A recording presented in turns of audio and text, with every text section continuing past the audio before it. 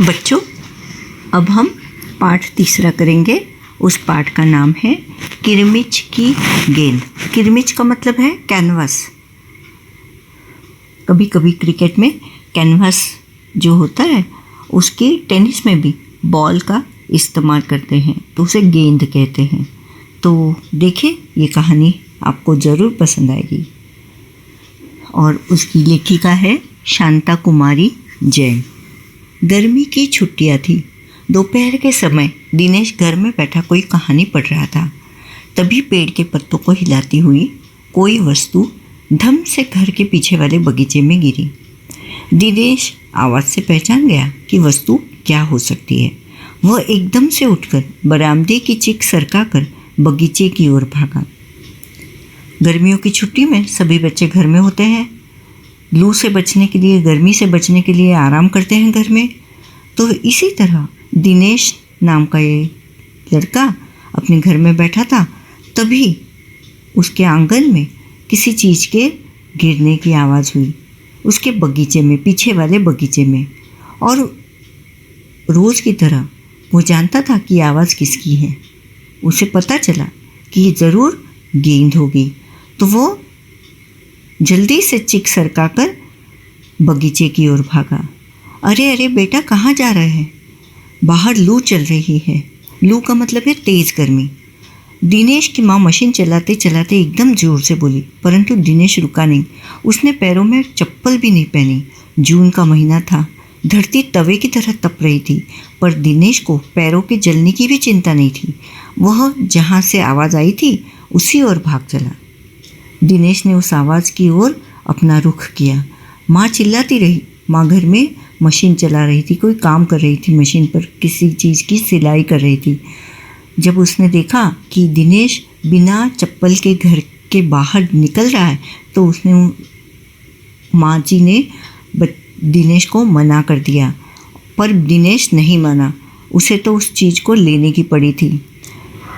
सामने की क्यारी में भिंडियों के ऊंचे ऊंचे पौधे थे।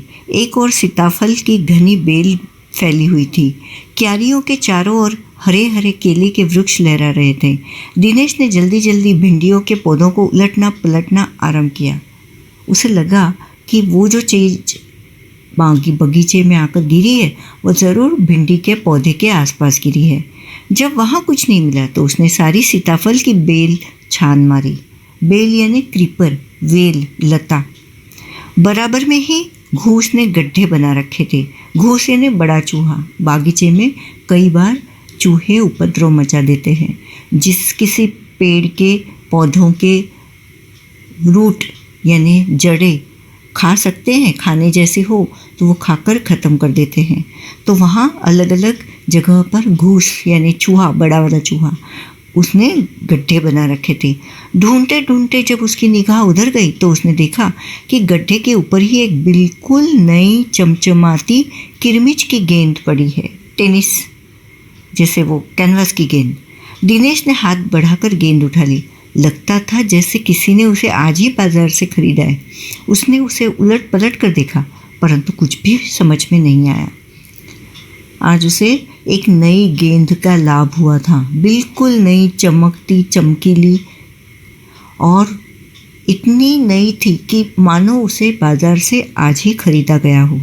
नज़र उठाकर उसने पास की तिमंजिली इमारत की ओर देखा कि हो सकता है किसी बच्चे ने इसे ऊपर से फेंका हो, परंतु उस इमारत के इस ओर खुलने वाले सभी दरवाजे और खिड़कियां बंद थे। छत की मुंडेर से लेकर नीचे तक तेज़ धूप चिलचिला रही थी। छत की मुंडेर, टेरेस में जो आधी लगी हुई दीवार होती है उसे मुंडेर कहा जाता है। तो वहाँ से लेकर नीचे धरती तक बड़ी तेज़ धूप थी। फिर कौन खरीद सकता है नई गेंद? दिनेश ने सुधीर, अनिल, अरविंद, आनंद, दीपक सभी के नाम मन में दोहराए कि हो सकता है इनमें से कोई हो। यदि गेंद खरीदी भी है तो इस दोपहरी में इसे नीचे कौन फेंकेगा? हो न हो यह गेंद बाहर से ही आई है। उसने सड़क पर बने गोल चक्कर के बगीचे की ओर देखा, परंतु वहाँ पर केवल 2-4 गायें ही दिखाई पड़ी जो पेड़ों के नीचे सुस्ता रही थी। उसने सोचा कि नहीं, इस दोपहरी में दोस्त तो खेलने से रहे, तब इस नई गेंद को किसने फेंका होगा? शायद बगीचे में खेलने वाले बच्चों की तरफ से ये गेंद यहाँ आई हो, लेकिन वहाँ तो सिर्फ 2-4 गायें ही पेड़ के नीचे आराम फरमा रही थी, सुस्ता रही थी और कोई नहीं था।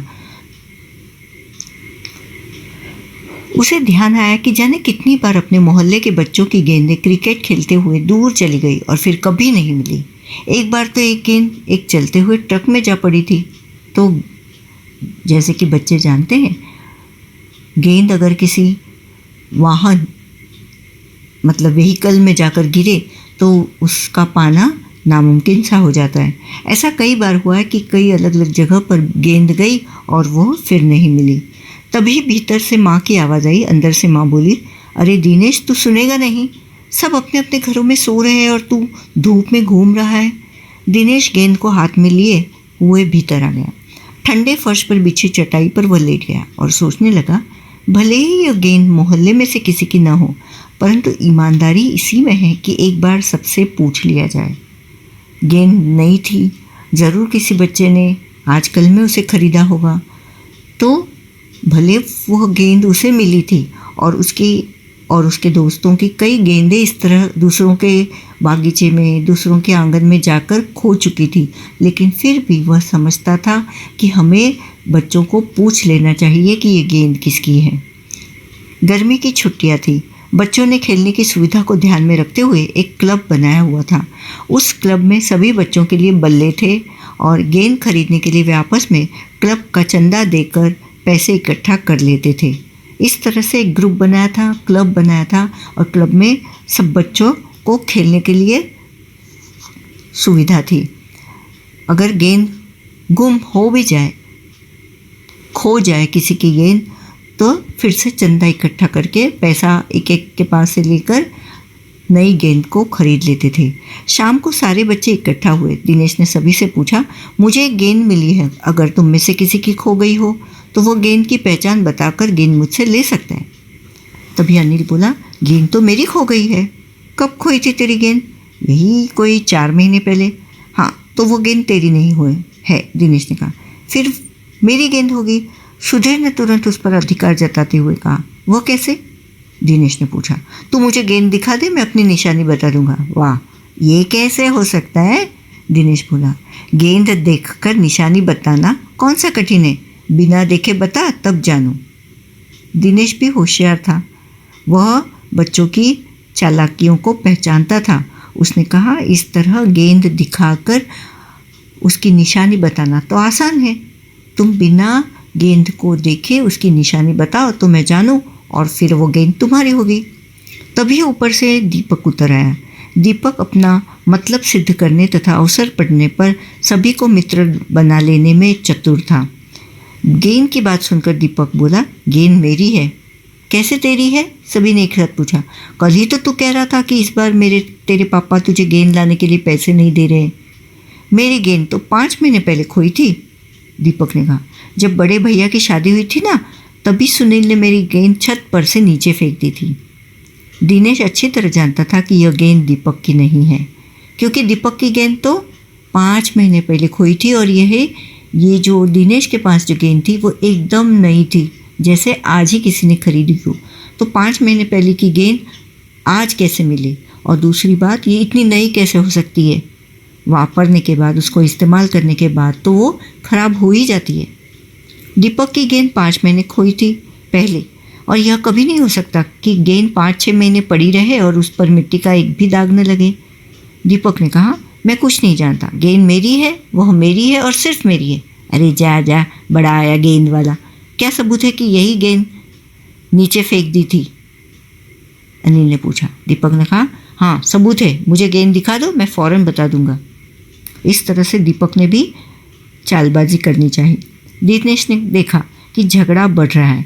गेंद हथियाने के लिए दीपक सुधीर और सुनील का सहारा ले रहा है।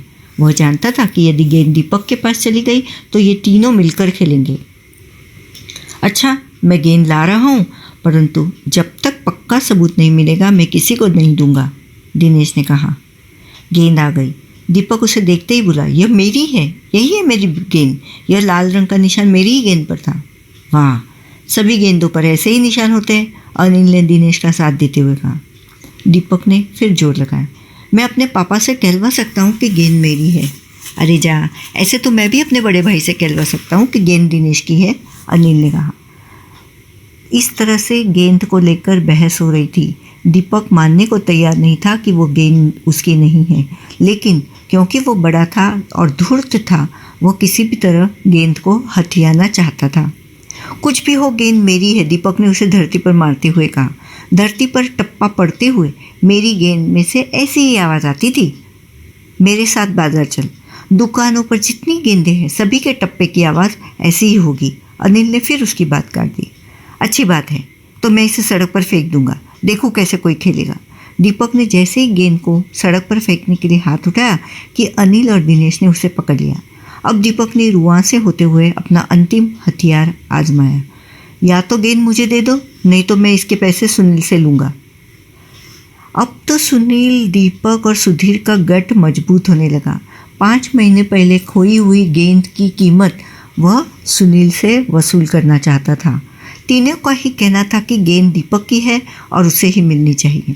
दिनेश तक चुप था।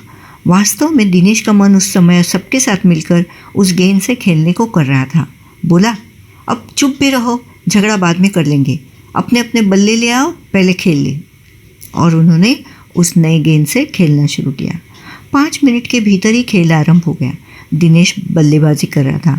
अभी 2-4 बार ही खेला था कि वह चमकदार नई गेंद एकदम जोर से उछली और दरवाज़ा पार कर सड़क पर जाते हुए एक स्कूटर में बनी सामान रखने की जालीदार टोकरी में जा गिरी। स्कूटर वाले को शायद पता भी नहीं चला। तेज़ी से चलते हुए स्कूटर के साथ गेंद भी चली गई। जैसे कि पहले बताया, ऐसा कई बार होता है। एक बार तो उन बच्चों की गेंद एक ट्रक में जा गिरी थी और वो तो फिर मिलने से रही, क्योंकि ट्रक के पीछे भागा नहीं जा सकता। इसी तरह यहाँ उन्होंने बताया कि 2-4 बार खेलना ही नहीं था कि गेंद उड़कर एक स्कूटर वाले के सामान रखने की टोकरी में जा गिरी और उस स्कूटर वाले को पता नहीं था। बच्चे पहले तो चिल्लाते हुए स्कूटर के पीछे भागे, परंतु जल्दी ही सब रुक गए। वे समझ गए थे कि स्कूटर के पीछे भागना बेकार है। एक पल के लिए सभी ने एक दूसरे की ओर देखा और फिर सभी ठहाका मारकर हंस पड़े। ठहाका मारकर हंसना, जोर से हंसना। इस तरह थोड़ी देर खेलकर गेंद लापता हो गई और दूसरी जगह चली गई। बच्चों, आपके साथ भी कई बार ऐसा ही हुआ होगा। आपको भी उन बातों की याद आई होगी, है ना? धन्यवाद। दिनेश की माँ मशीन चलाते चलाते बोली, बेटा कहाँ जा रहे हो? दिनेश की माँ कौन सी मशीन चला रही होगी? ये क है कहानी की बात से पहला ही सवाल है। दिनेश की माँ सिलाई की मशीन चला रही होगी। तुमने इस मशीन को कहाँ कहाँ देखा है? मैंने इस मशीन को सिलाई की दुकानों में, सिलाई वर्ग में तथा मेरी मौसी के घर देखा है। ख, दिनेश ने सारी सीताफल की बेल छान मारी। दिनेश क्या खोज रहा था? दिनेश को सीताफल के बगीचे में किसी चीज़ के गिरने की आवाज़ सुनाई दी थी। उसे ढूंढने के लिए उसने सीताफल की बेल छान मारी। दिनेश को कैसे पता चला होगा कि क्यारी में वही चीज़ गिरी है? दिनेश को आवाज़ सुनकर पता लगा कि क्यारी में वही चीज़ गिरी है। ग, दिनेश अच्छी तरह जानता था कि गेंद दीपक की नहीं है। दिनेश को यह बात कैसे पता चली कि गेंद दीपक की हो ही नहीं सकती? दिनेश को मिली गेंद एकदम नई जैसी थी। दीपक की गेंद वह हो नहीं सकती थी क्योंकि वह गेंद 5 महीने पूर्व खोई थी।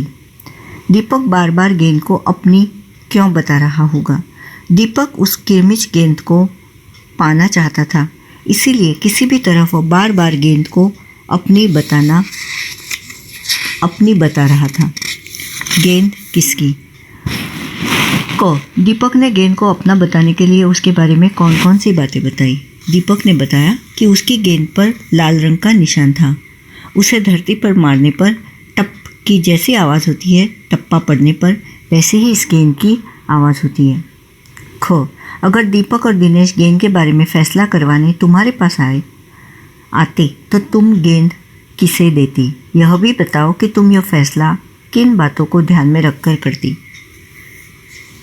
अगर दीपक और दिनेश गेंद के बारे में फैसला करवाने मेरे पास आते तो मैं गेंद दिनेश को देती, क्योंकि वह गेंद उसे मिली थी। फिर वह गेंद दीपक की तो हो ही नहीं सकती थी, क्योंकि दीपक की गेंद 5 महीने पहले खोई थी और यह जो गेंद थी बिल्कुल नई थी। गेंद की कहानी। गेंद स्कूटर के साथ कहीं चली गई। उसके बाद गेंद के साथ क्या क्या हुआ होगा सोच कर बताओ। बच्चों ने सभी ने मिलकर क्रिकेट खेलना शुरू किया। अभी 2-4 बार ही खेला था कि वह गेंद उछलकर दरवाज़ा पार कर सड़क पार करते हुए स्कूटर में बनी टोकरी में जा गिरी और चली गई। पहले तो बच्चे चिल्लाते स्कूटर के पीछे भागे, पर स्कूटर के पीछे भागना बेकार था। उसके बाद गेंद दूसरे बच्चों के हाथ लग गई होगी। पहचान। मान लो तुम्हारा कोई खिलौना घर में ही कहीं खो गया है। तुमने अपने साथियों को घर पर बुलाया है ताकि सब मिलकर उसे खोज लें। तुम अपने खिलौने की पहचान के लिए अपने साथियों को कौन कौन सी बातें बताओगे, लिखो। अगर मेरी क्रिकेट की बैट कहीं खो गई हो तो मैं क्रिकेट की बैट की कंपनी का नाम बताऊंगा, साइज़ के बारे में बताऊंगा, उसमें कौन सा कवर चढ़ाया होगा तो उसके बारे में बताऊंगा। क्योंकि घर में मेरी अकेली की बैट होगी, उसे ढूंढना आसान होगा। सामने, यहाँ दूसरा सवाल है कहाँ।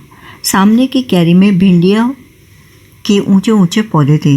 एक और सीताफल की घनी बेल फैली हुई थी। सीताफल की बेल होती है और भिंडी का पौधा। बताओ और कौन कौन सी सब्जियां बेल और पौधे पर लगती है। बेल पर खरबूजा, तरबूजा, खीरा यानी ककड़ी, द्राक्ष यानी अंगूर और करेला लगते हैं। पौधे पर बैंगन, भिंडी, टमाटर, मिर्ची, तुलसी का भी पौधा होता है। तरह तरह की गेंदों के अनेक रंग रूप होते हैं। अलग अलग खेलों में अलग अलग प्रकार की गेंदों का इस्तेमाल किया जाता है। नीचे दी गई जगह में खेलों के अनुसार गेंदों की सूची बनाओ। क्रिकेट किरमिच, हॉकी रबड़, फुटबॉल चमड़ा, वॉलीबॉल चमड़ा, टेनिस प्लास्टिक। दिनेश चिक सरकाकर बरामदे की ओर भागा और सवाल है खोजो आसपास। क, चिक पर्दे का काम करती है, पर चिक और पर्दे में फ़र्क होता है। इन दोनों में क्या अंतर है, समूहों में चर्चा करो और इसी तरह पता लगाओ कि इन शब्दों में क्या अंतर है। तो पहले देखेंगे टहनी और तना। टहनी पेड़ की डाली को कहते हैं और तना पेड़ का मुख्य भाग जिसके साथ टहनियाँ जुड़ जाती है। पेड़ और पौधा। पेड़ बड़ा होता है, मजबूत होता है। पौधा छोटा सा 1 हाथ फीट का होता है, कमज़ोर भी होता है। घूस और चूहा। घूस बड़ी होती है, चूहा छोटा होता है। मुंडेर और चार दीवारी। छत के चारों तरफ उठी दीवार को मुंडेर कहते हैं और घर के आसपास चारों तरफ से आंगन में जो दीवार रखते हैं वह मोटी होती है और ऊंची भी बनी होती है और उसमें गेट भी लगाया होता है। घर को जानवर आगंतुक से बचाने हेतु ये बनाई जाती है, सुरक्षा हेतु। ख, चिक सरकंडे से भी बनती है और तीलियों से भी। सरकंडे से और क्या क्या बनता है अपने आसपास पता करके लिखो। सरकंडे से सूप, कलम, चटाई, टोकरी, सजावट का सामान बनता है। क्लब बनाए। मान लो तुम्हें अपने स्कूल में एक क्लब बनाना है जो स्कूल में खेलकूद के कार्यक्रमों की तैयारी करेगा। इस क्लब में शामिल होने और इसको चलाने आदि के बारे में नियम सोच कर लिखो।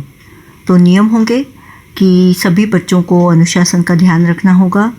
हर रोज़ अभ्यास के लिए यानी एक्सरसाइज, सराव, प्रैक्टिस के लिए आना ज़रूरी है। क्लब में मेंबरशिप के लिए कुछ पैसे भरने होंगे, वो शायद मासिक हो या सालाना हो या 3 महीने में एक बार हो। और कुछ नियम बनाने पड़ेंगे जो सभी को मान्य होंगे। तुम्हारे विचार से इस क्लब को अच्छी तरह चलाने के लिए नियमों की ज़रूरत है या नहीं, अपने जवाब का कारण भी बताओ। जी, क्लब को चलाने के लिए नियम का होना बहुत ज़रूरी है, वरना सभी बच्चे या जो भी सदस्य है इस क्लब के, वह किसी भी तरह से हरकत करके क्लब का सुचारू रूप से चलना मुश्किल में ला देंगे। 1, 2, 3। दिनेश ने 3 मंजिली इमारत की ओर देखा। जिस इमारत में 3 मंजिलें हो उसे 3 मंजिली इमारत कहते हैं। बताओ इन्हें क्या कहेंगे? जिस मकान में 2 मंजिल हो, 2 मंजिला मकान। जिस स्कूटर में 2 पहिए हो, 2 पहिया स्कूटर। जिस झंडे में 3 रंग हो, तिरंगा, ध्वज या झंडा। जिस जगह पर 4 राहें मिलती हो, चौराहा। जिस स्कूटर में 3 पहिए हो, तिपहिया स्कूटर। अब सब्जी एक और नाम अनेक। एक ही सब्जी या फल के नाम अलग अलग स्थान पर अलग अलग होते हैं। नीचे ऐसे कुछ नाम दिए गए हैं, तो हम देखेंगे कि कुछ नाम दिए हैं, मैं पढ़ के बताती हूँ। सीताफल, कांदा, बटाटा, अमरूद, तोरी, शरीफा, काशीफल, बैंगन, नेनुआ, तरबूज, कुम्हड़ा, घिया। अब मैं बता सकती हूँ, काशीफल को महाराष्ट्र में भोपला कहते हैं और यूपी में ऊपर नॉर्थ इंडियन में काशीफल। कोहड़ा महाराष्ट्र में कहते हैं, कुम्हड़ा उत्तर प्रदेश में। नेनुआ बिहार में कहते हैं और महाराष्ट्र में से घोसाड़ी कहते हैं। तोरी कहते हैं पूरे भारत भर में और महाराष्ट्र में से शिराड़ी कहते हैं। सभी जो हिंदी में जिसे आलू कहते हैं, गुजरात में जिसे बटाटा कहते हैं, महाराष्ट्र में भी बटाटा कहा जाता है। घिया को दूधी कहा जाता है महाराष्ट्र में। बैंगन को महाराष्ट्र में वांगी कहते हैं। बताओ कि तुम्हारे घर, शहर या कब्जे में इनमें से कौन कौन से शब्द इस्तेमाल किए जाते हैं। बाकी नामों का इस्तेमाल किन किन स्थानों पर होता है, इसका भी पता करो। तो इस तरह से एक ही फल, सब्जी, भाजी, कांदा को गुजरात में डुंगरी भी कहते हैं और महाराष्ट्र में कांदा कहते हैं, गुजरात में भी कांदा कहा जाता है। तो अब हम एक गीत सुनेंगे, कोई लाके मुझे दे। कुछ रंग भरे फूल, कुछ खट्टे मीठे फल, थोड़ी बांसुरी की धुन, कोई जमुना का जल, कोई लाके मुझे दे। एक सोना चढ़ा दिन, एक रूपों भरी रात, एक फूलों भरा गीत, एक गीतों भरी बात, कोई लाके मुझे दे। एक छाता छाव का, एक धूप की घड़ी, एक बादलों का कोट, एक दूब की छड़ी, कोई लाके मुझे दे। एक छुट्टी वाला दिन, एक अच्छी सी किताब, एक मीठा सा सवाल, एक नन्हा सा जवाब, कोई लाके मुझे दे। दामोदर अग्रवाल जी की ये कविता थी। धन्यवाद।